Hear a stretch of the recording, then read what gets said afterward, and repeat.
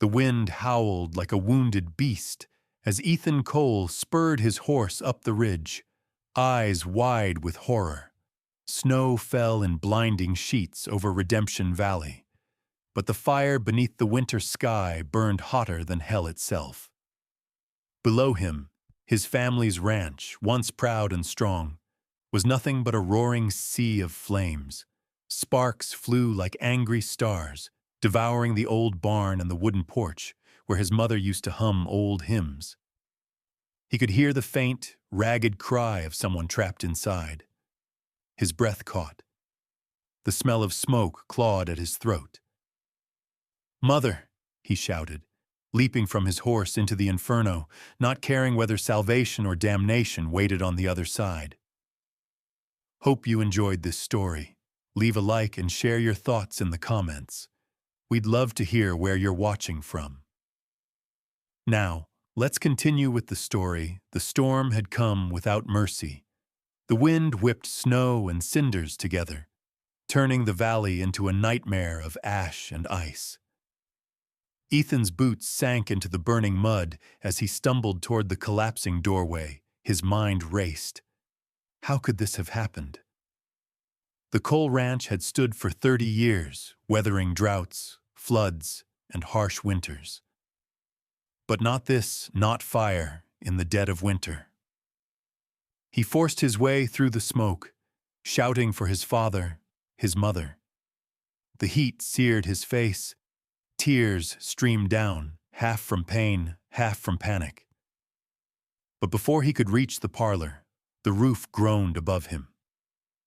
A beam fell, slamming into the ground just inches from where he stood. The impact threw him backward into the snow outside. And then, a shadow appeared through the smoke. A woman, wrapped in a soot-stained shawl, dragging his father by the shoulders. Behind her, his mother's frail figure clung to her skirt. Ethan blinked, disbelief and relief flooding his chest. The woman's voice broke through the roar of fire. "Help me get them away from the flames!" He didn't hesitate. Together, they pulled his parents toward the frozen creek, collapsing in exhaustion as the roof finally gave way, sending a burst of sparks into the black sky. Ethan turned to thank her, but before he could speak, she was gone. Only the imprint of her boots in the snow remained, leading toward the small cottage beyond the ridge. Hours later, as dawn broke over the valley, Ethan knelt beside his mother's bed inside that very cottage. The fire still smoldered in the distance, but here the air was warm with the faint smell of herbs and candle wax. The woman, Mary Dawson, moved quietly around the room, wrapping his mother's hands in linen and pressing a damp cloth to his father's forehead. Ethan had seen many kinds of strength in his life. The brute strength of men on horseback, the cunning of businessmen in Denver. But this was different. There was no fear in her eyes, only calm determination. "Who told you to risk your life for them?" he asked, his voice still hoarse from the smoke. She didn't look at him. "No one needs to tell me to do what's right." Ethan swallowed hard. "You could have died." "So could they," she said, wringing the cloth and setting it back down. "I was closer to the flames, that's all." For the first time in years, Ethan didn't have an answer. He was a man of wealth and reputation, yet in front of this widow with ash on her face and compassion in her voice, he felt small. Outside, the valley was waking. A few townsfolk gathered near the ruins of the ranch.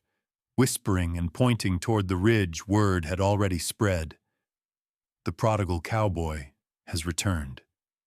Sheriff Clay Rourke rode up the path, his badge dull under the pale sun. He removed his hat when he saw Ethan. "Heard you came back just in time to watch your own house burn." Ethan ignored the sting in his tone. "Any idea what caused it?"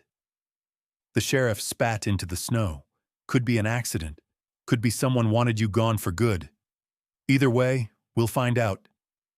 His gaze flicked toward Mary's cottage. You staying here? Ethan hesitated. For now. Rourke gave a slow nod. Careful, Cole. Folks around here like their stories simple. A rich man sharing a roof with a widow don't fit that picture. Ethan's jaw tightened. Let them talk. The sheriff smiled faintly. They will. And with that, he turned his horse and rode away. As night fell again, Ethan stood outside the cottage staring at the blackened remains of his family's ranch. The cold bit deep, but he barely felt it. His hands trembled, not from the cold, but from the memory of the fire and of the woman who'd faced it without fear behind him. Mary stepped out, holding 2 tin cups of coffee. She handed him one. They'll need rest for days, she said softly, glancing toward the sleeping forms of his parents through the window. I owe you more than I can ever pay, he said. She took a sip, then gave him a look sharp enough to cut through the night. Don't insult me with that. Decency isn't something you pay for, Mr. Cole. He blinked. Then why help us? Her eyes softened, just a little.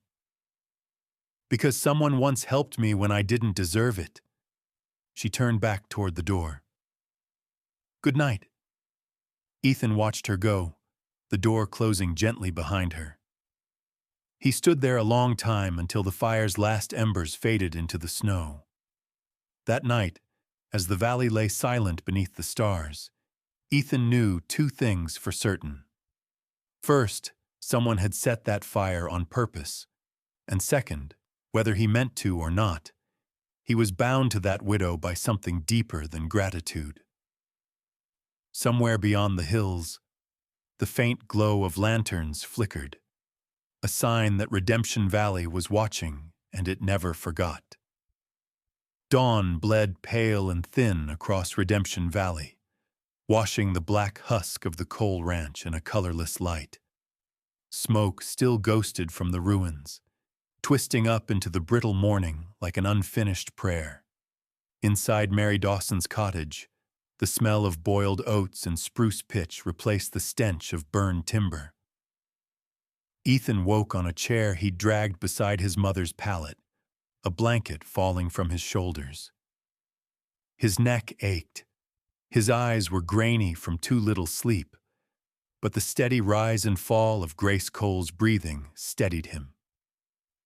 Across the room, Thomas Cole slept more fitfully, his hands clenched, a man still wrestling with flames in his dreams.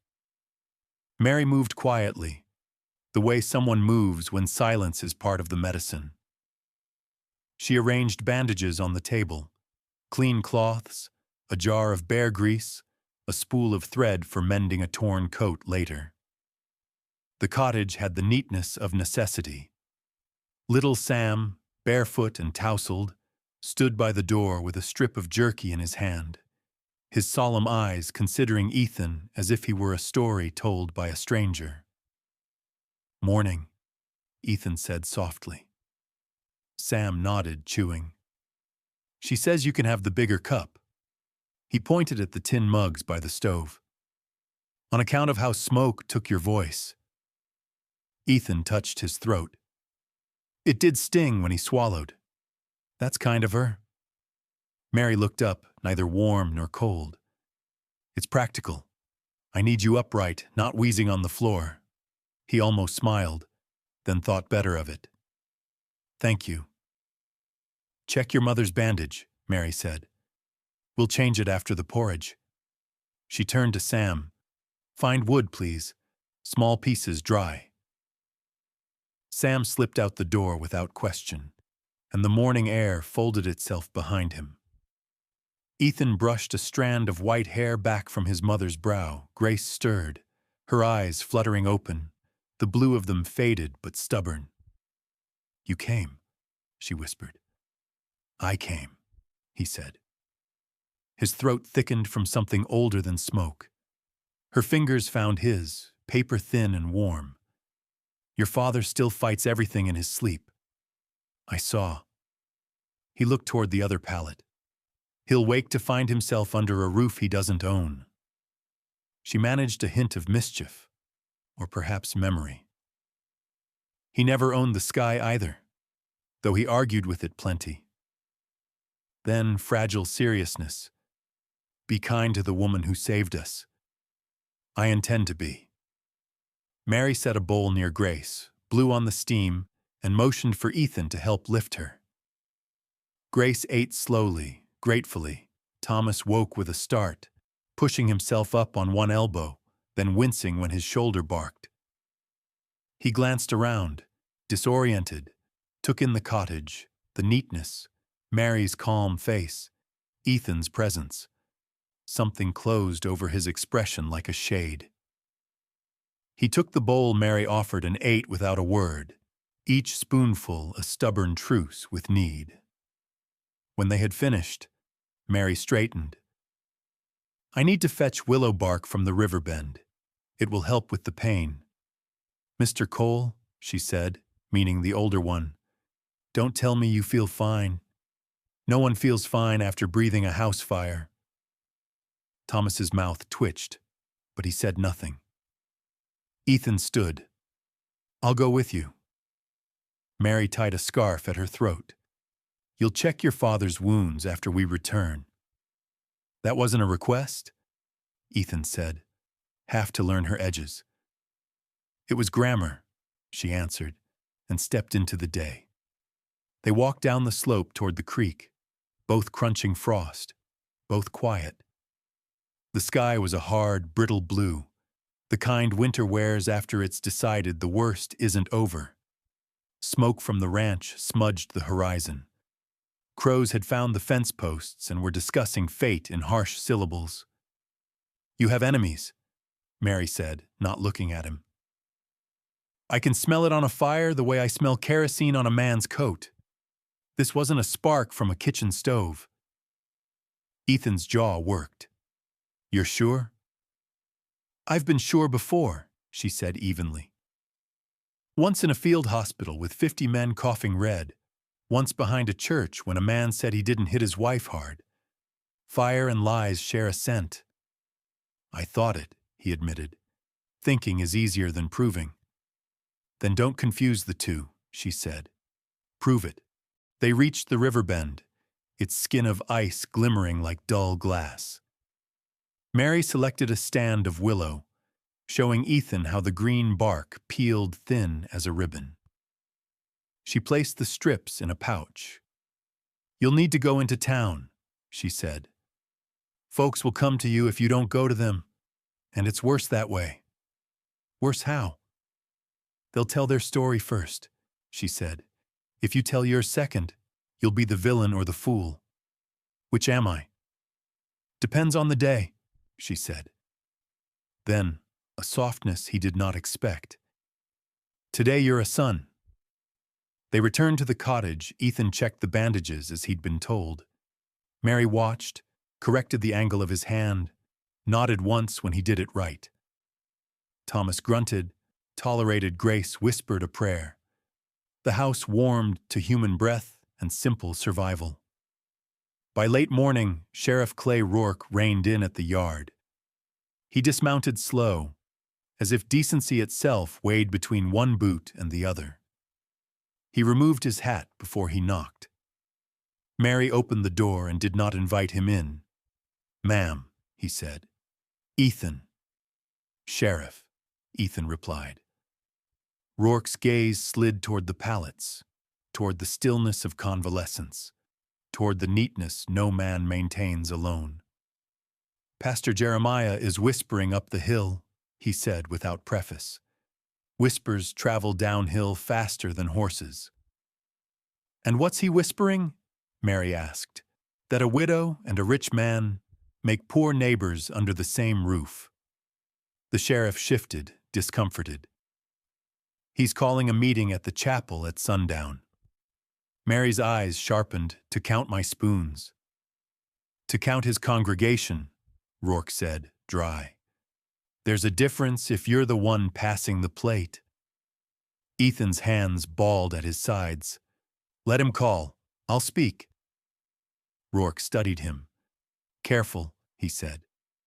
Jeremiah likes sinners he can catalog and save in neat rows.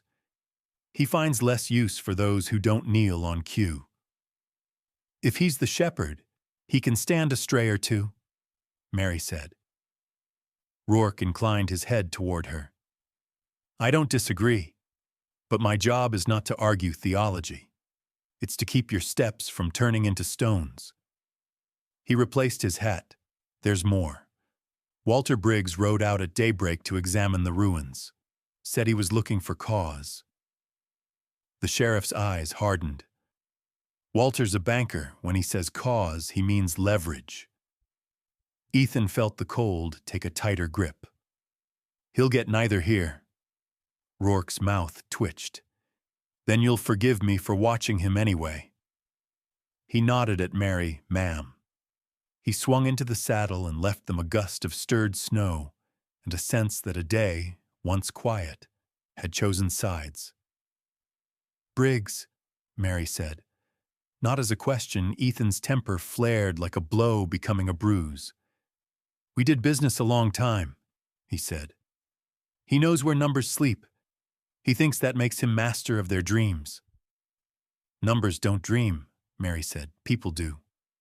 He exhaled. I should go into town now. You should, Mary said. Take Sam with you. Ethan blinked. Why? Because men speak less poison around a child, she said. Because Sam can fetch Dr. Ellis if your father worsens. Because he'll see you nod to people who think they've already judged you. She went to the door, Sam. The boy came in from splitting kindling, cheeks red, pride in his posture. Yes, ma'am? Put on your boots. You're riding with Mr. Cole to town. Sam's eyes lit on the gray horse. On the gray horse, Ethan said. They rode out under a winter sun thin as a nailhead. The road into redemption was rutted and stubborn. Houses trailed smoke. Dogs watched without barking. Women stood on porches and pretended they had stepped out for air. At the general store, a bell announced them the way a rumor announces itself. Bright, inevitable. Ethan bought coffee, flour, a sack of oats, a bolt of coarse cloth. He made a point to greet each person he knew by name. Ben, who mended harness. Luann, who ran the post. Mr. Dill, who pretended his hearing faltered when the talk went unkind.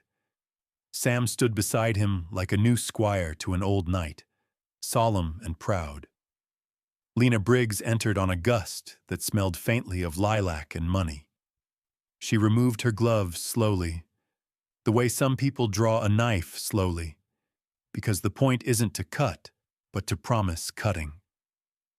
Her hair was pinned in a style that made Ethan think of the city, of evenings that had once required him to polish himself into something shinier than virtue. Ethan Cole, she said coolly. Look what the wind carried back. He inclined his head. Lena, I heard your place burned. Her voice carried the sympathy of a banknote. Flawless paper, no blood. Terrible thing. Father says he'll do everything he can. Everything he can, Ethan repeated, knowing too well how elastic those words were in Walter Briggs's hands. She eyed Sam, then Ethan's bundle of practical goods. Trading guilt for oatmeal, are we? That's very plain of you. We're mending people, Ethan said. Plain is good for that. She smiled without warmth. Father says the valley needs progress, a little consolidation. He says fires make people reasonable. Fires make people desperate, Ethan said. That's not the same as reasonable. Semantics, she said lightly. Walter says there will be a gathering at the chapel tonight.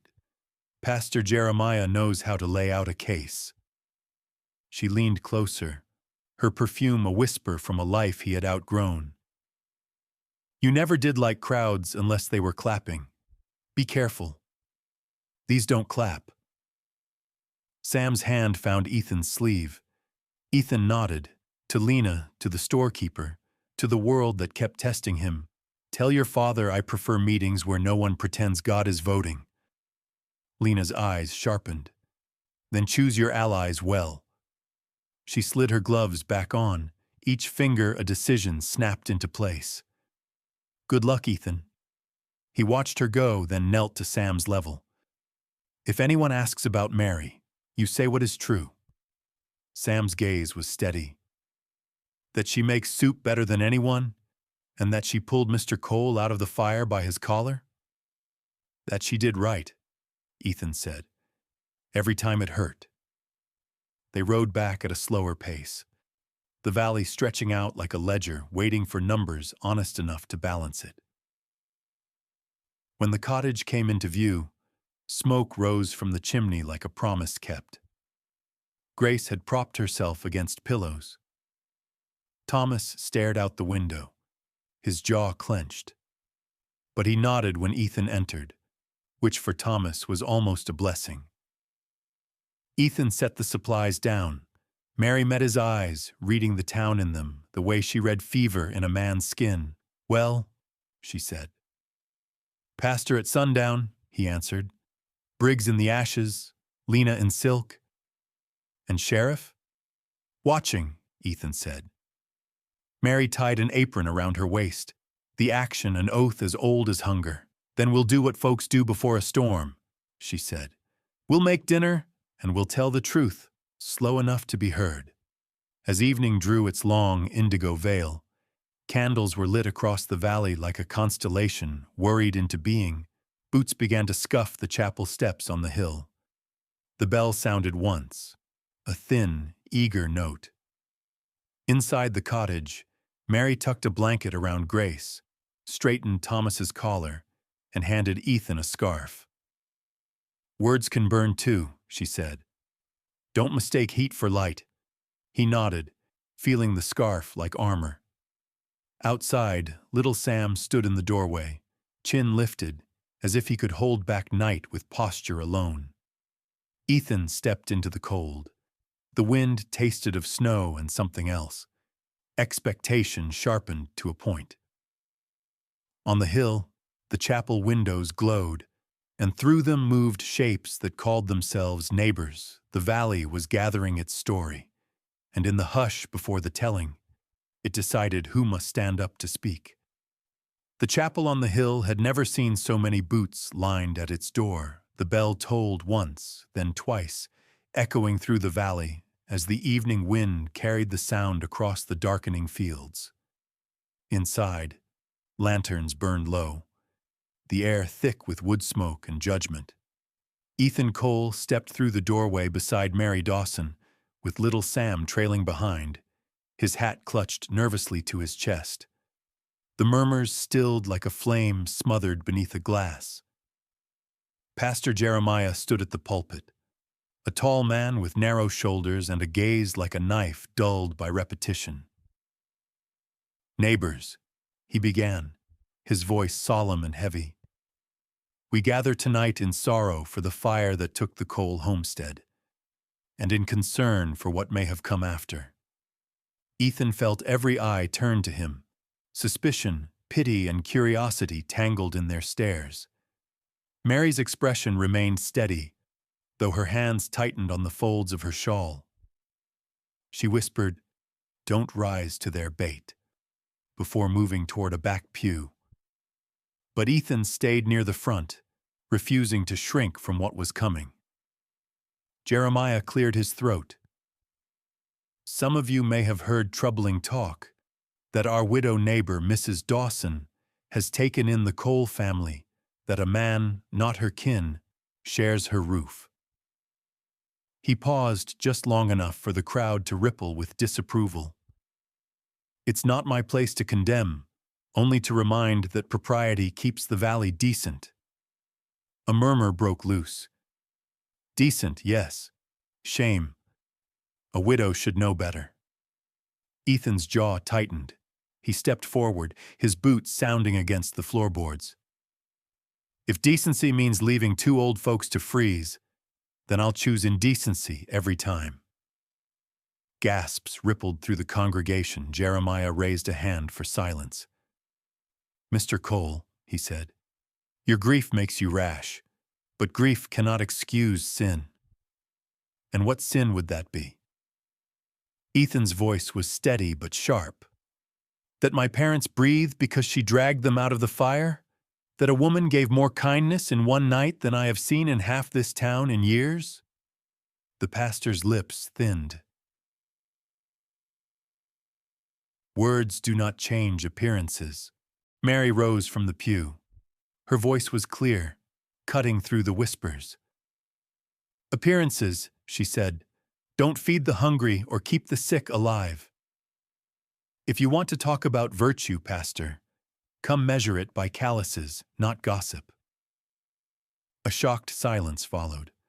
Thomas and Grace Cole, both pale and weak, sat near the door. Even they seemed stunned by the widow's audacity. Then a woman near the aisle stood, Mrs. O'Neill, the seamstress, and murmured, "She saved them. That's true." Another voice joined. "My brother owes her his arm from the war." Slowly, the mood shifted, doubt fighting with prejudice, but not everyone was swayed.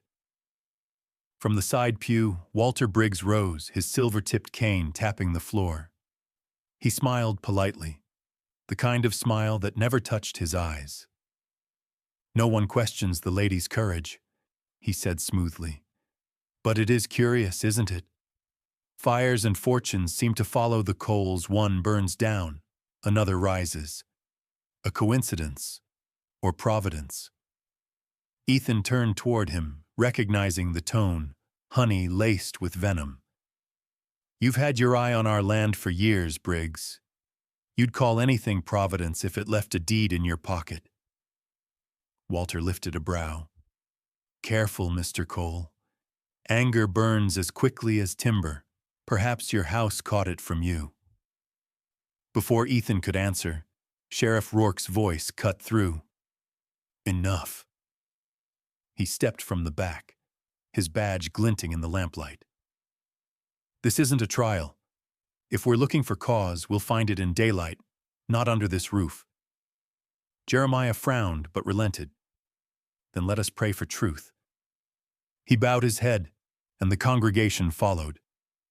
But Ethan stood motionless, his eyes on Briggs. In that moment, he understood something. The fire wasn't chance. It was a warning, and its sender stood right before him. When the service ended, people drifted out in small knots of whispers. Snow began to fall again, soft and slow, muffling the sound of their boots. Outside, Mary pulled her shawl close, her breath misting in the cold. "You shouldn't have spoken that way," she said. Ethan met her gaze. "You mean I shouldn't have told the truth?" "I mean you shouldn't have told it where lies echo louder." She turned away, her tone weary rather than angry. "Words are tinder here, Mr. Cole. Use them wrong, and you'll start another fire." He watched her walk down the hill, Sam skipping behind her, and for the first time, he felt the valley closing around him. Not as home, but as something that needed taming. At the foot of the chapel steps, Sheriff Rourke waited. He lit a cigarette, shielding the flame from the wind. "You made yourself a fine target tonight," he said. "I was one before I spoke," Ethan replied. Rourke nodded, exhaling smoke that curled like a thought unfinished. "You're right about Briggs. He's been buying up deeds, forcing hands.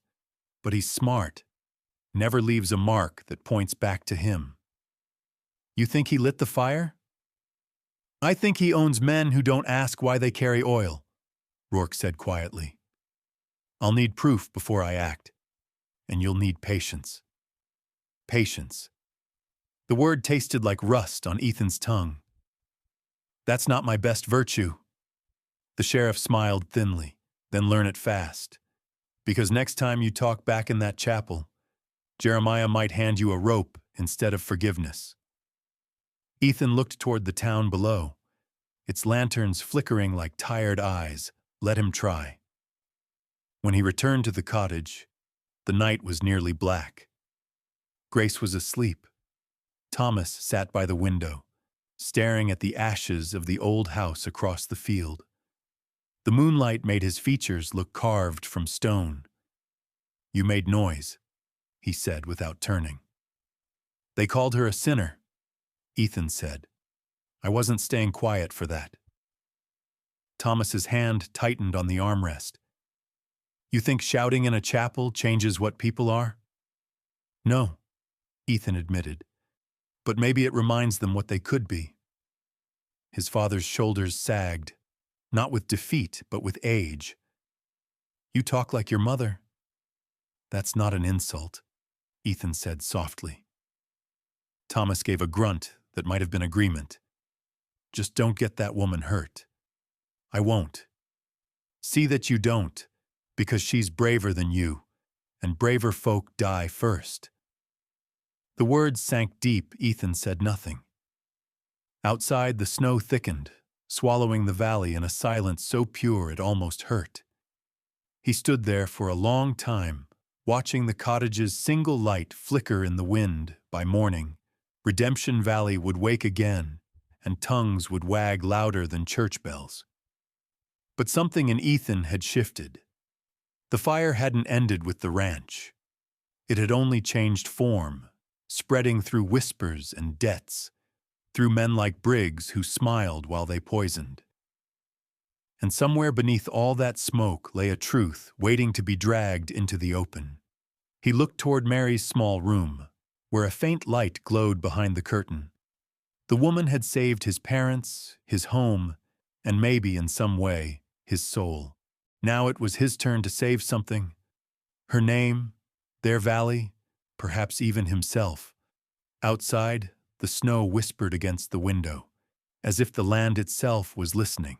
The next battle would not come with flames, but with words, and he could already feel the first spark waiting in his throat. Tomorrow, he would ride to town again, and this time, he wouldn't go as a man defending guilt, but as one demanding truth. The morning after the chapel's storm of whispers dawned cold and sharp, the sky over Redemption Valley glinting like broken glass. Frost clung to the fences and the burnt skeleton of the coal ranch, shimmering faintly as the sun climbed over the distant ridges. Ethan saddled his horse before the mist had fully lifted. He had not slept.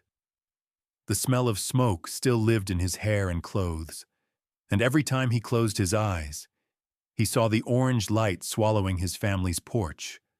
Mary came out to the porch of her cottage, a wool shawl drawn tight over her shoulders. Little Sam was still asleep inside, curled up beside the dying embers of the hearth. "You're leaving early," she said quietly. Ethan nodded, tightening the strap on his saddle. "I'm going to town. I need to talk to the sheriff, find out if he's learned anything." Her eyes searched his face, "Or if you'll find something to feed your anger." He looked away. "If I don't, it'll eat me alive." Mary sighed, stepping down from the porch. "I can't stop you, but I'll ask you this once. Don't become what they already think you are." He gave her a tired smile. "A man with nothing left to lose?" "No," she said softly. "A man who burns everything, trying to prove he didn't start the fire." Her words stayed with him long after he rode away. The town of Redemption was waking by the time Ethan arrived. Smoke rose from chimneys, mingling with the smell of coffee and horses. The general store door creaked open as he passed, and the chatter of morning gossip spilled into the street. People turned their heads as he rode by. Some nodded politely, others whispered behind gloved hands. The sheriff's office stood near the edge of town, a squat building of red brick and heavy timber. Ethan tied his horse and pushed open the door.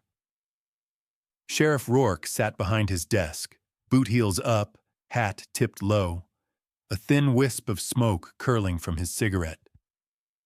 "Morning, Cole," he said without looking up. "Didn't figure I'd see you this soon." "I'm not here to chat," Ethan replied. You find anything? Rourke sighed and set down his cigarette. Depends what you call something. Found boot prints near the barn, small ones. Could be from one of Briggs's men or half the valley. Hard to tell with the snow. Ethan frowned. You said yourself Briggs has men who do his dirty work. I said he might. There's a difference between suspicion and evidence. Ethan leaned on the desk. And how long do we wait while the guilty hide behind both? The sheriff met his eyes, calm as always. As long as it takes to make sure you don't hang for the wrong man's fire. Their stare held for a long moment before Rourke broke it. He opened a drawer and pulled out a small, half-burned tin badge. Found this near the barn's remains. Belonged to a ranch hand. Tommy Dean worked for Briggs 2 years back. Left after a fight over wages. You ever cross paths with him? Ethan shook his head.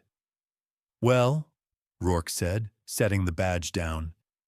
He's been seen near the South Ridge. If anyone knows something, it's him. I'll find him, Ethan said. Rourke exhaled heavily. I didn't say that's an invitation. Then take it as a warning, Ethan said, turning for the door. The South Ridge was a long ride through rough country, where the snow gave way to dry red soil and thorny brush. Ethan found Dean's camp by midday. A small fire pit still smoldering, a bedroll half buried under a tarp. The man himself was nowhere in sight. Ethan crouched, scanning the ground.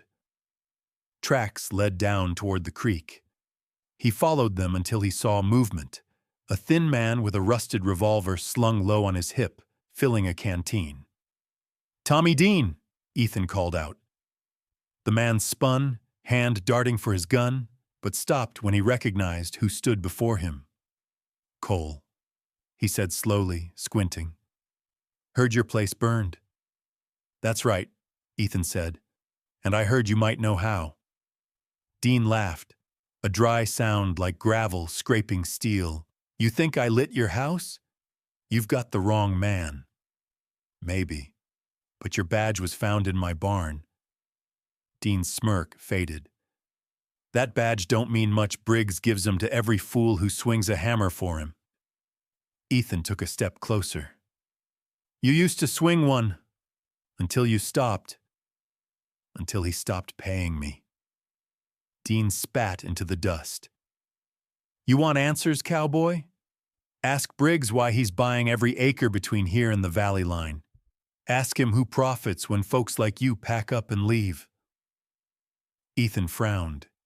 And the fire? Dean looked away. All I'll say is this. Someone poured kerosene the night before. I saw the barrels in a wagon near your ranch. Didn't stick around to see who drove it. Names, Ethan pressed. Dean hesitated, eyes darting toward the ridge. There was a man with a scar on his neck. Rides a bay horse. Wears a red scarf. Before Ethan could ask more, a gunshot cracked from the ridge. Dean's body jerked once, then slumped into the dirt. Ethan dove behind a rock, his heart pounding. Another shot rang out, kicking up dust inches from his boot. He spotted a figure on horseback retreating through the brush, the flash of a red scarf whipping in the wind. He fired once, missed, and cursed under his breath. By the time he reached Dean's side, the man was gone. One eye open, glassy, his breath already vanished into the wind. Ethan stood there for a long moment, the snow beginning to fall again, covering the blood like the land itself wanted to forget. But he wouldn't. When Ethan returned to the valley that night, the wind carried the smell of wood smoke from Mary's cottage. She was standing by the gate when he rode up, her lantern flickering in the wind. You're bleeding, she said, rushing to his side. It's not mine. He dismounted slowly, his shoulders heavy with exhaustion. A man's dead. Someone killed him before he could tell me who burned the ranch. Mary's eyes widened. You think it was Briggs? I don't think. Ethan said grimly, "I know." She placed a hand on his arm. "Then you need to be careful. He's powerful, and the town believes his word more than yours." "I don't need their belief," he said. "I need proof." Mary hesitated, her voice low. "And when you find it, what then?" Ethan met her gaze, his expression hard but weary. "Then Redemption Valley will see what justice looks like." For a long moment, neither spoke. The snow fell silently, the fire inside the cottage glowing behind frosted windows. Somewhere in the dark, a coyote cried, a lonely, mournful sound that seemed to echo Ethan's own heart. Mary finally whispered, "Just promise me one thing." "What's that?" "That you'll still be the man who rode into the fire to save others, not the one who walks into the dark to destroy himself." Ethan looked away, the words hitting deeper than he expected. "I'll try," he said, though both of them knew the valley was already steering him towards something darker. As he walked inside, the wind carried a distant sound, the slow, rhythmic creak of a wagon wheel. Out there, beyond the ridge, Briggs was moving his pieces. The game had started, and neither mercy nor law would decide how it ended. The next chapter of Redemption Valley had just begun, and its fire had only started to burn. The dawn broke cold and gray over Redemption Valley, the kind of light that made even the snow seem tired. The world felt heavy, muffled, as if holding its breath. Inside Mary Dawson's cottage, the fire crackled low, and Ethan sat at the kitchen table, staring at the untouched cup of coffee she had poured him. The scent of it filled the room, but he tasted only the bitterness of the night before. The gunshot, the lifeless stare of Tommy Dean, and the red scarf that whipped away into the dark. Mary stood by the window, her shawl wrapped tight, watching the pale horizon. "You haven't slept," she said quietly. "Sleep won't bring the man back," Ethan replied. "It might keep you from following him too soon," she said, her voice soft but sharp. "You can't fight a war when you're falling apart." He rubbed a hand over his face. "This isn't a war. Not yet." Her eyes flicked toward him. "Then what is it?" Ethan didn't answer. Outside, the wind howled through the broken fence posts. His parents were still asleep in the back room, their recovery slow but steady. He looked at the closed door, then back to Mary. "I'm going to the coal ranch," he said. "There's something I need to see for myself." "Ethan," she started, but he was already reaching for his coat. "I won't be long." "You said that yesterday," she said softly.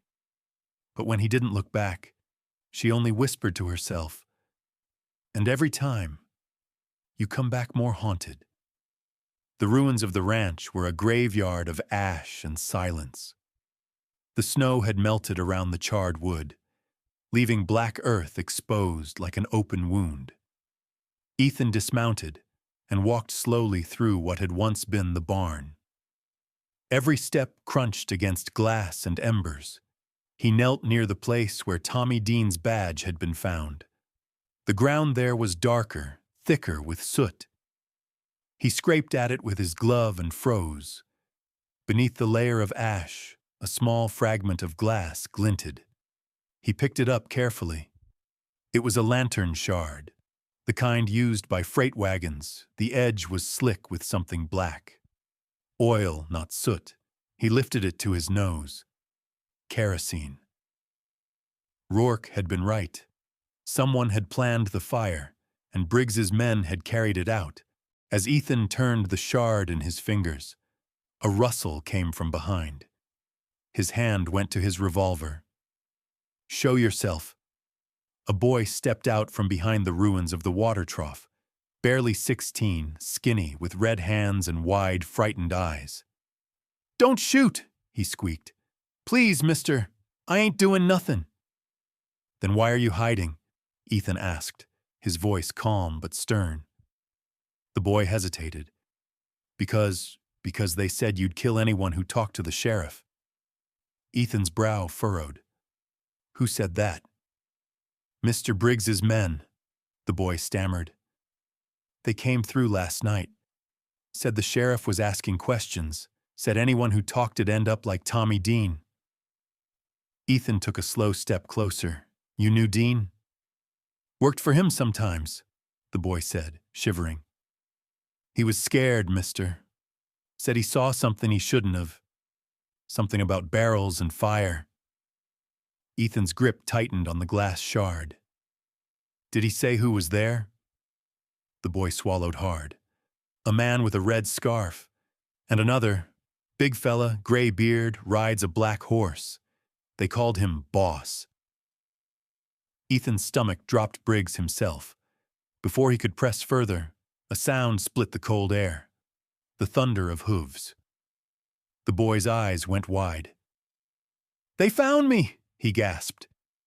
Ethan spun, drawing his revolver just as two riders appeared over the ridge. Both wore long coats and scarves, rifles glinting in the morning light. Without a word, they fired. The first shot missed, tearing through the fence. The second whistled past Ethan's ear. He shoved the boy behind the trough and returned fire. One rider fell from his saddle, tumbling into the snow. The other wheeled his horse and galloped away, vanishing into the fog. When the echoes faded, Ethan lowered his gun. The boy peeked out from behind the trough, shaking. You killed him. Ethan's eyes stayed cold. He chose the fight. The boy looked toward the ridge where the fog was closing again. They'll come back. I know, Ethan said, which is why you're going to the sheriff. Tell him what you saw, and tell him Briggs is sending riders. The boy hesitated. What about you? I've got another stop to make. By the time Ethan reached town, the day had darkened. Sheriff Rourke stood outside his office, coat collar turned up against the wind. When he saw Ethan, his expression soured. Tell me you didn't just make more trouble. Ethan dropped the lantern shard on the desk inside proof, he said. Kerosene from a freight wagon, Briggs's kind. Rourke picked it up, turning it between his fingers. Not enough for a warrant, you'll need a witness. There's a boy, worked with Dean. He saw Briggs's men. Rourke's brows lifted. And where is he now? On his way here, Ethan said, if he makes it. The sheriff's eyes narrowed. Meaning? Meaning Briggs already sent men after him. I dropped one in the valley. Rourke swore under his breath. Christ, Cole, you're writing your own noose. I'm stopping a murderer, Ethan snapped. Not if you're the one covered in gunpowder when I find the body, Rourke shot back. Let me handle this my way. Ethan stepped closer. Your way gets people killed. The sheriff held his gaze. And yours gets towns burned. For a long moment, neither moved. Then Ethan turned on his heel and left, the door slamming behind him. Rourke sighed, staring at the broken glass in his hand. Outside, the sound of hooves faded into the wind. That night, the storm returned, fierce, howling through the valley. Mary was sitting by the fire when Ethan came in, soaked to the bone. He looked older, harder. She stood, worry etching deep lines into her face. You found something. He nodded. Briggs is behind it. I can prove it soon. She approached him slowly. And what will you do then? End it. Her voice trembled slightly. You mean kill him? Ethan didn't deny it.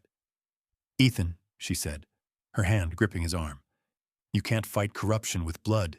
You'll just become part of the same rot. He met her gaze, his eyes dark. Then tell me what I should do. Wait while he burns down the rest of the valley? Let him destroy everything decent left here? You think vengeance will fix this place? She asked. It'll only bury it deeper. He pulled away. Maybe it's the only thing that'll make them listen. Mary's breath caught. For the first time, fear, not of Briggs but of Ethan, shadowed her eyes. "Don't lose yourself," she whispered. "Not for this valley. Not for me." But Ethan said nothing. He walked to the window and stared out into the storm. The wind howled like a beast beyond the hills, carrying with it the faint echo of hooves and thunder. Somewhere in that darkness, Briggs was moving again, planning his next strike. And Ethan knew, deep down, that the next fire wouldn't just be set with kerosene. It would be set with rage. The valley had turned into a battlefield of quiet wars, and he was already standing in the center of it. Tomorrow he would ride, not for proof, not for law, but for reckoning. The next morning broke with a pale, exhausted sun, one that seemed reluctant to rise over Redemption Valley.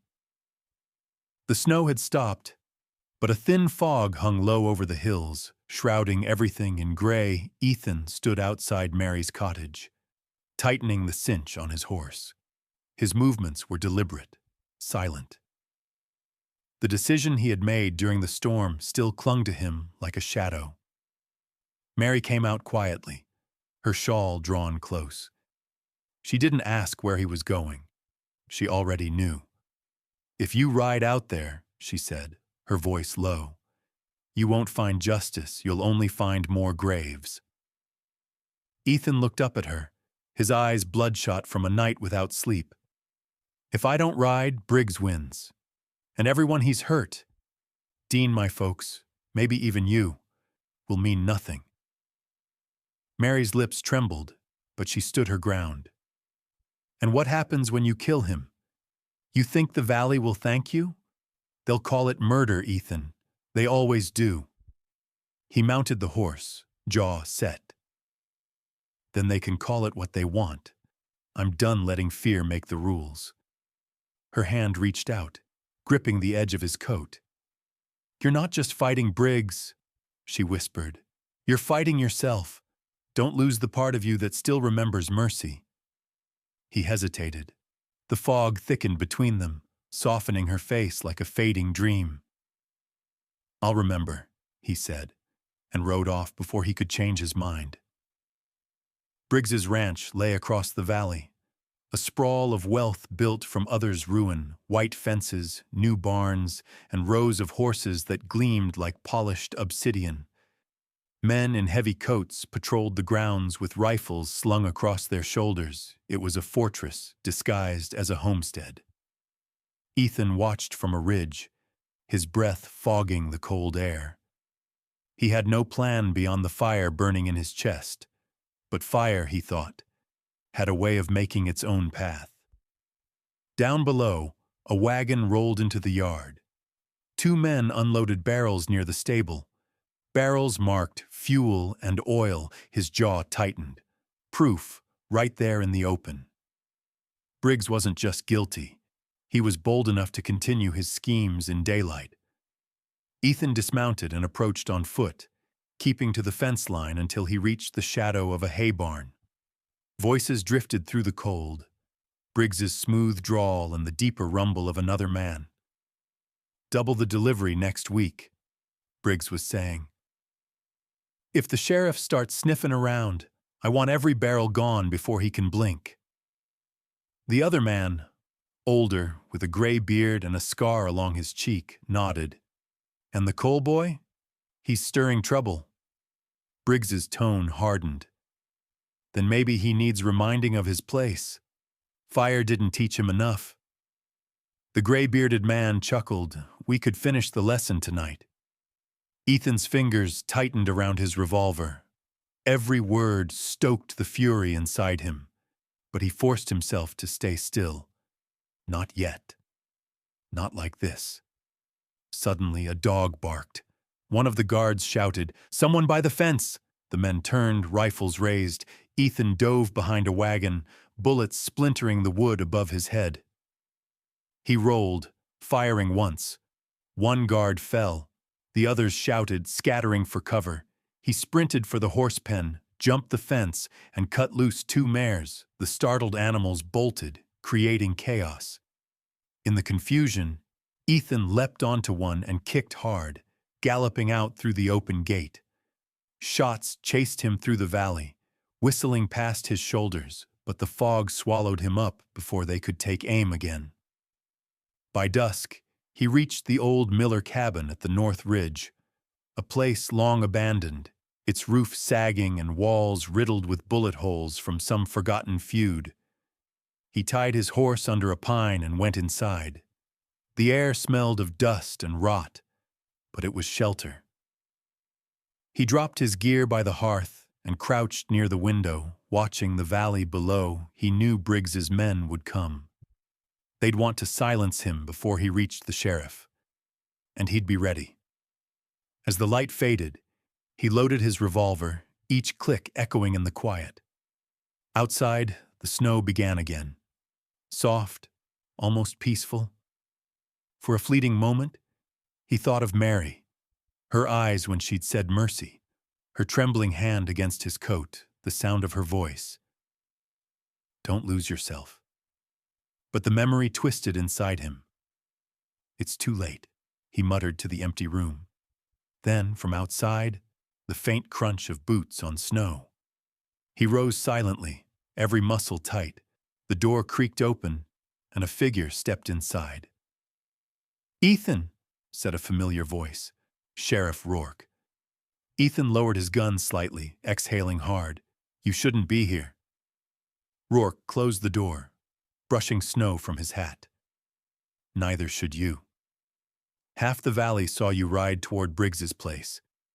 They think you went to kill him." Ethan's expression darkened. "Maybe I should have." "Then you'd be hanging by morning," Rourke snapped. "You want him dead? Fine. But you'll do it my way. Legal. We've got witnesses, we've got motive, and after today, we've got barrels of evidence thanks to you leading his men on a chase." Ethan frowned. "You followed me?" "I followed the noise," Rourke said dryly. "Briggs's men talk loud when they're scared. I got word they're gathering tonight, planning to torch Dawson's cottage to smoke you out." Ethan froze. "Mary." Rourke nodded grimly. "They think you're hiding there. You ain't, but she'll pay for it all the same." Without another word, Ethan grabbed his gun belt and moved for the door. "Hold up," Rourke said, grabbing his arm. "If you ride straight in, they'll gun you down before you reach the porch." "Then I'll ride faster," Ethan growled. "Cole, listen." The sheriff's voice softened, almost pleading. "You can't save everyone. Not if you're dead." Ethan looked at him. Really looked at him. For the first time, Rourke's face was weary, lined with years of compromise. "Then help me," he said. "If you ever wanted to make this valley right, help me save her." The sheriff hesitated, then gave a slow nod. "All right, but we do it smart." Ethan's voice was steel. "We don't have time for smart." By the time they reached the ridge overlooking Mary's cottage, the night had deepened into a cruel black. 4 riders circled below, torches in hand. The snow glowed faintly in their light. Inside, Mary's candle flickered through the window. Unaware of the danger approaching, Rourke pulled his rifle from the saddle. "We take the ones on the left," he whispered. "You swing wide and get behind them." Ethan's heart pounded like thunder in his ears. The fire below flashed against his face, painting him in red. "If they touch her," he said quietly, "there won't be enough of them left to bury." He spurred his horse down the hill. The riders turned, shouts rising through the night. Gunfire split the stillness. The sheriff's rifle barked once. Dropping the first torchbearer, Ethan charged through the chaos, bullets hissing past.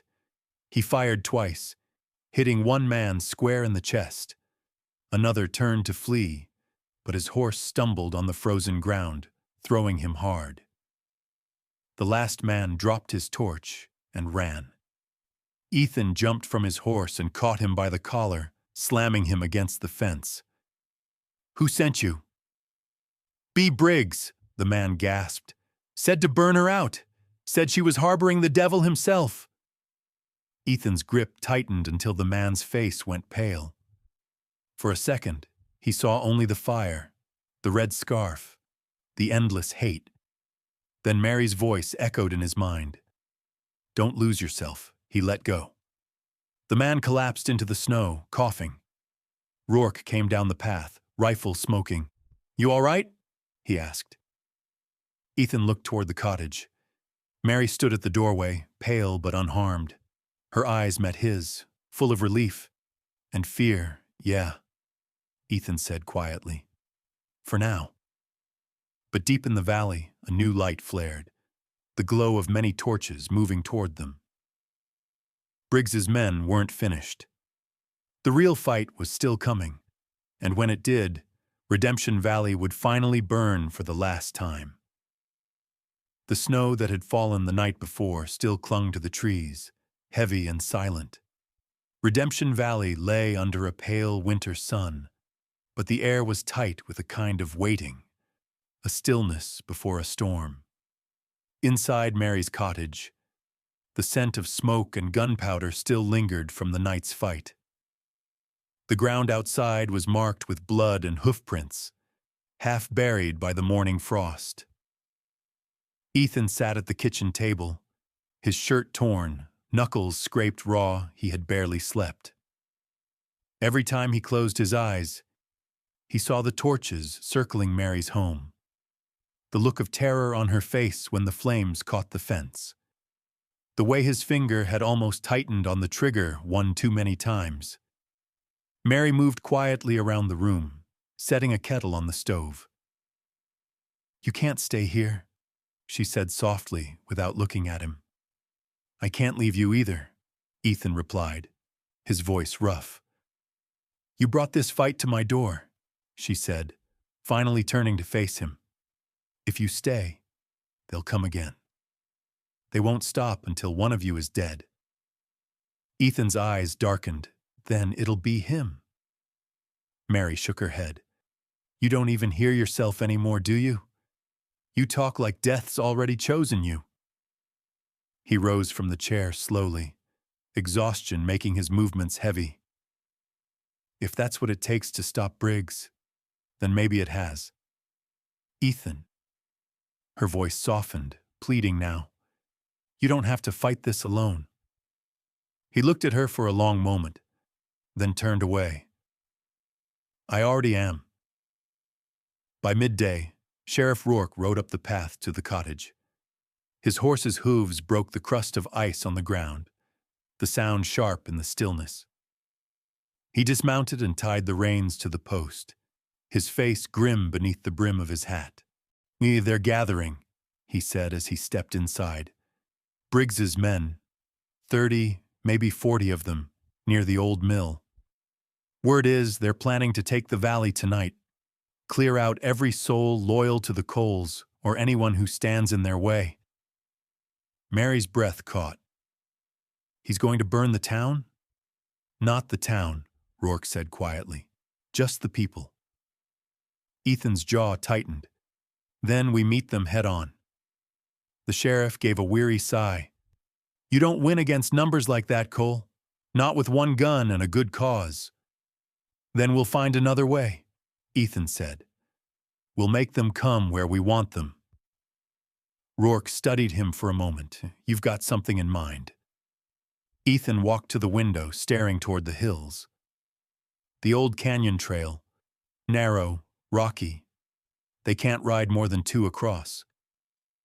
If we can draw them in there, we can even the odds. Rourke frowned. "You're talking about a trap." "I'm talking about survival," Ethan said. "We can use the land, collapse part of the ridge, block their exit, cut them off before they reach the valley." Mary stepped forward. "That's suicide." "Maybe," Ethan said, his gaze still fixed on the horizon. "But if we don't stop them, there won't be a valley left to save." Rourke's silence stretched for a long moment before he finally said, "I'll get what men I can trust. Not many, but enough to make noise." Ethan nodded. "We ride by nightfall." The sky turned a bruised gray as dusk bled into night. In the distance, the glow of lanterns flickered where Briggs's men were gathering, shadows moving like a swarm across the lower valley. Ethan and Rourke crouched by the ridge, their breaths fogging in the cold. A handful of townsmen stood behind them, rifles ready but faces pale with fear. Ethan scanned the canyon below. "You sure they'll take the bait?" Rourke nodded. "Briggs doesn't like being challenged. You burned one of his wagons, shot 2 of his riders. He'll come for you himself." "Good," Ethan muttered. "That's exactly what I want." They moved quickly, planting oil barrels along the narrow trail and stringing fuse lines through the rocks. The plan was simple: lure Briggs's riders into the canyon, light the oil, and collapse the ridge before they could escape. It would be brutal, but it would end the war. As they worked, Mary appeared behind them, bundled in a heavy coat. Ethan turned, startled. "What are you doing here?" "I told you, you don't fight this alone," she said. "If you fall, who'll stop them from coming for the rest of us?" He shook his head. "This isn't your fight." "Then whose is it?" she asked quietly. "This valley is as much mine as yours." For a moment, neither spoke. Then Rourke cleared his throat. "She's right, Cole. You can't keep the world safe by standing between it and every bullet." Ethan looked from Rourke to Mary, then exhaled slowly. "Fine. But you stay behind the ridge. No heroics." Mary gave a small smile. "That's your department." Hours later, the sound of horses thundered in the dark. The canyon walls echoed with the shouts of men and the clatter of steel. Briggs rode at the front, his red scarf whipping like a flag of defiance. "Cole," his voice roared through the night. "You think you can hide behind rocks? You burned my men. I'll burn your whole damn valley." Ethan's heart pounded. He glanced at Rourke. "Wait for my signal." The riders poured into the narrow pass, torches held high. Ethan could see the firelight glinting off their rifles, could hear the anger in their voices.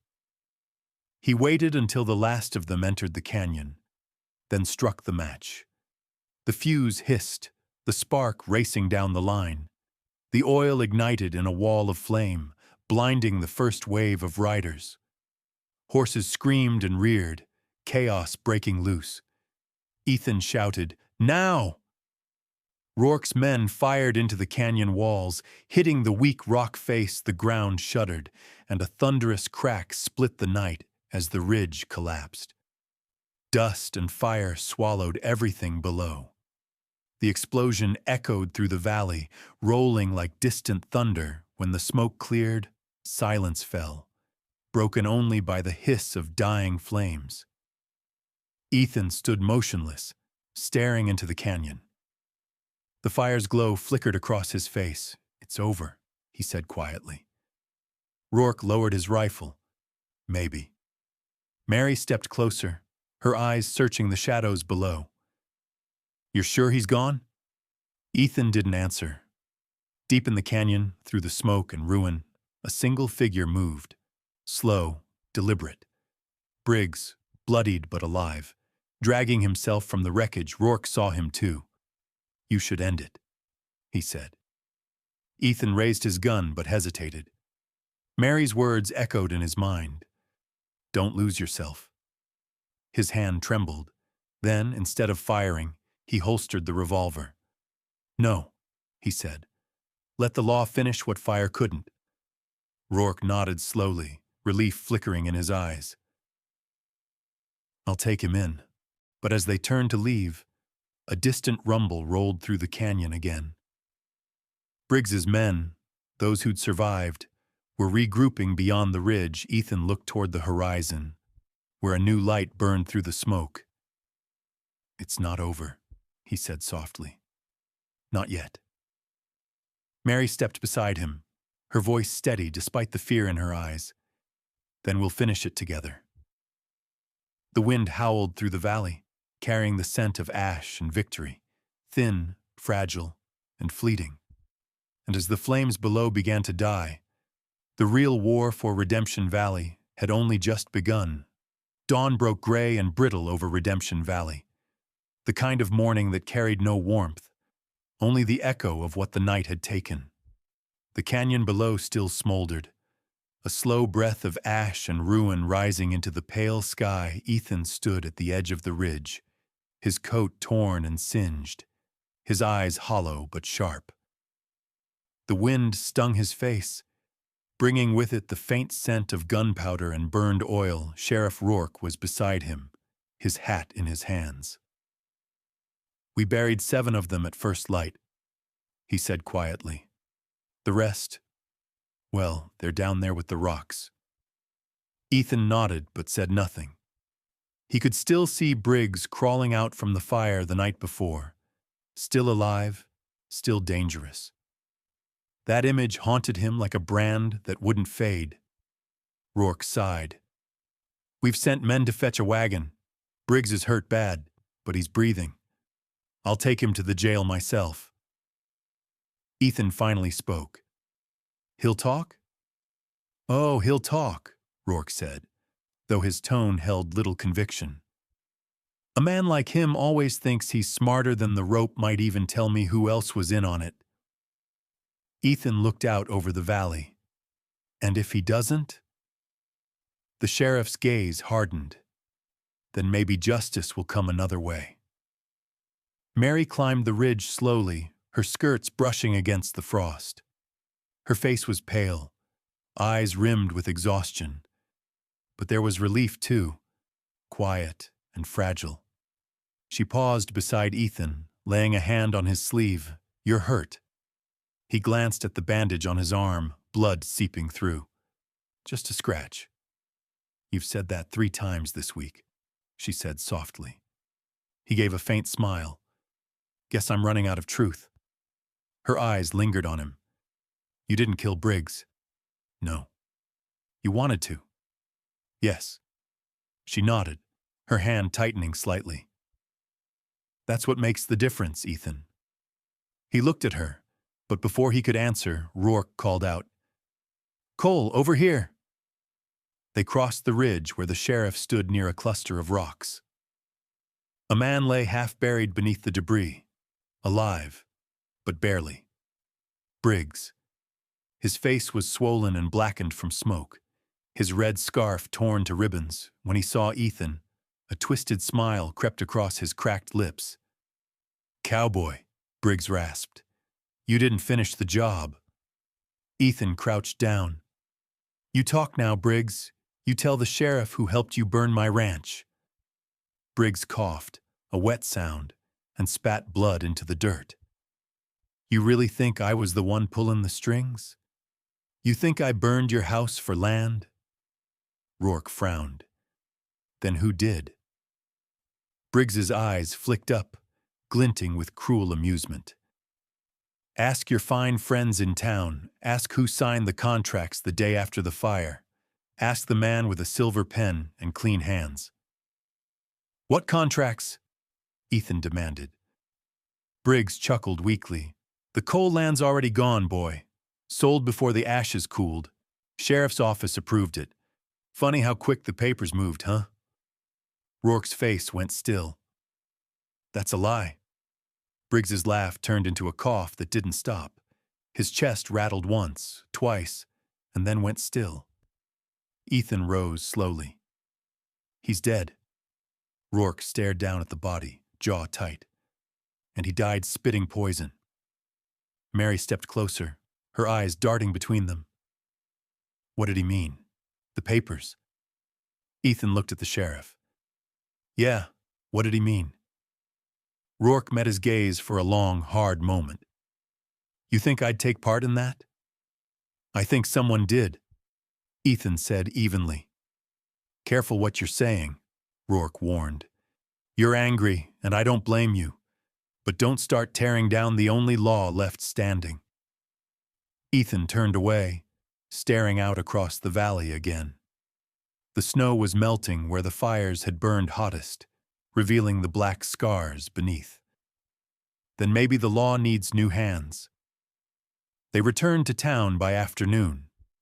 Word of the canyon fight had spread faster than the smoke. The townsfolk gathered in clusters near the general store and along the street, whispering as Ethan passed. Some nodded to him with quiet respect. Others looked away, uneasy. At the jail, Rourke oversaw the prisoners, Briggs's surviving men, shackled and filthy. The sheriff's deputy, young and nervous, handed him a folded piece of paper. "This came from the land office, sir." Rourke unfolded it, and his face changed. Ethan saw the color drain from his cheeks. "What is it?" he asked. The sheriff hesitated. "It's a deed, transferring ownership of the coal property to a company in Denver." Mary frowned. "How could that happen? The ranch burned down." Ethan took the paper from Rourke's hand and read the fine print. His name was there. Ethan Cole, written in perfect cursive. But the signature wasn't his. "It's forged," he said. Rourke's jaw clenched. Then someone in the county office made sure it looked real. Ethan folded the deed and stuffed it into his coat. "I'll find who did it." "Don't do anything stupid," Rourke warned. "You've got enemies now, men with money and lawyers instead of guns. You can't fight them the same way." Ethan gave him a grim smile. "I can learn." That evening, the saloon buzzed with talk. The piano played softly, drowned beneath the low hum of voices.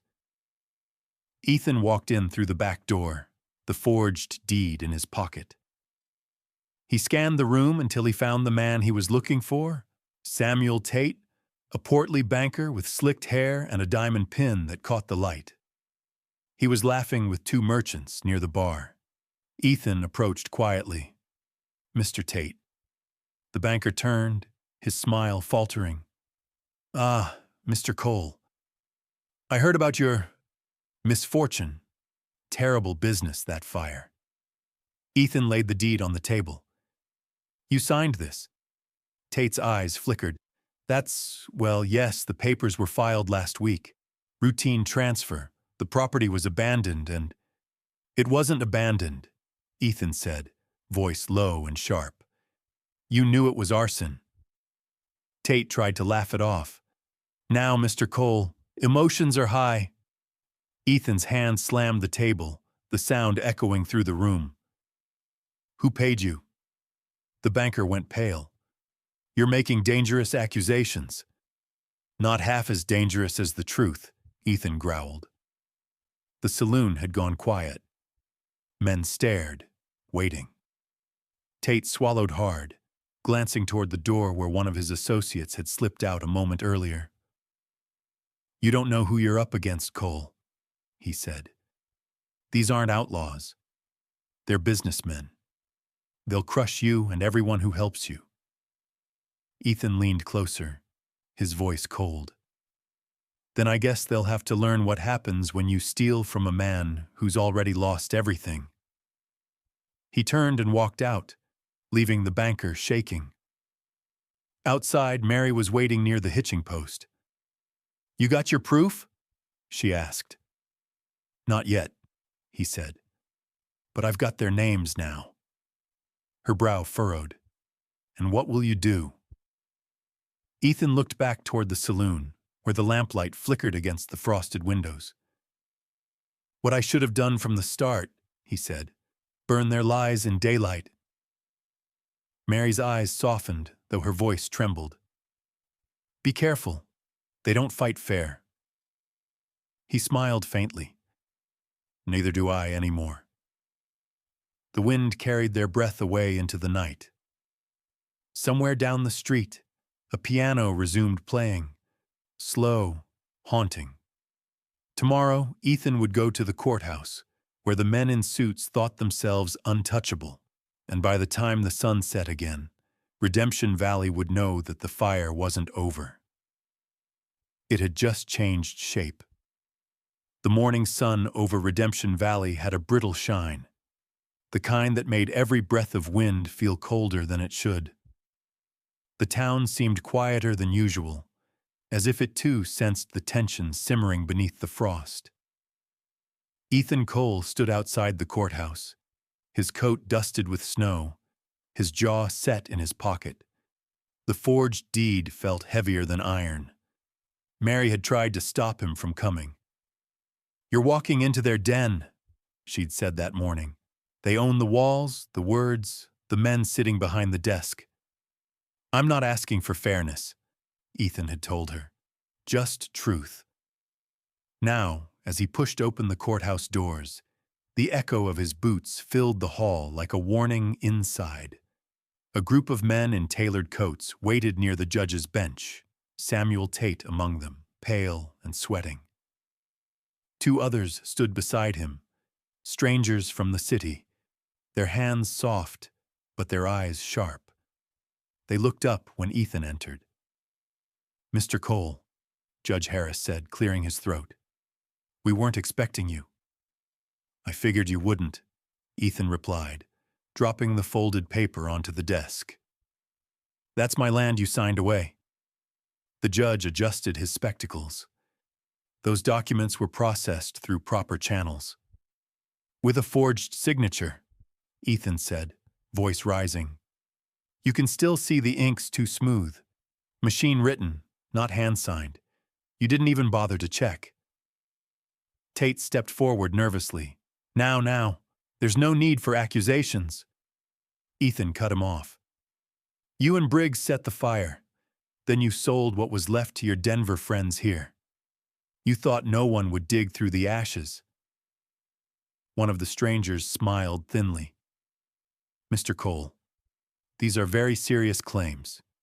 You have no evidence." Ethan leaned forward, his shadow cutting across the table. "I've got a dead man who named you before he choked on his last breath. That's evidence enough for me." The judge's gavel slammed down. "Order! Mr. Cole, this is not a trial." "No," Ethan said, his voice like iron, "but it's going to be one." For a moment, no one moved. Then the door behind him opened, and Sheriff Rourke walked in, his badge glinting. He looked at Ethan, then at the men gathered before the bench. "He's telling the truth," the sheriff said. "We found ledgers in Briggs's cabin, lists of payments made to Tate's bank, dates matching every fire and sale in the valley for the past 2 years. The color drained from Tate's face.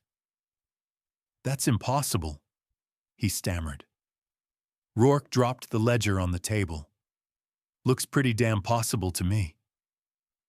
The judge looked from one man to the next, his authority melting under the weight of silence. This needs investigation." "It'll get one," Rourke said, "but not by your office. I've already sent word to the state marshal." Ethan exhaled slowly. For the first time in months, he felt something like release. Thin, fragile, but real. Tate turned to him, desperation clawing at his voice. "You don't understand. It was business, Cole. Just business." Ethan stepped closer. "That fire wasn't business. It was my home." Tate backed away, tripping over the step behind him. The city men said nothing, their expressions cold and calculating. Ethan almost pitied them, men who thought profit could bury conscience. Almost, the sheriff took Tate by the arm. "You'll have plenty of time to explain it to a jury." As they led him away, the judge muttered something about legal proceedings, but Ethan barely heard. The sound of the cuffs snapping shut was louder than any gavel. Outside, Mary was waiting on the courthouse steps. The sunlight caught in her hair, soft against the cold air. When she saw Ethan, she didn't speak. She just searched his face for what this victory had cost him. "It's over," he said quietly. Her eyes glistened. Is it? He looked out toward the valley, where smoke still rose faintly from the burned ridge. Not yet, he admitted, but it will be soon. She nodded. Then come home.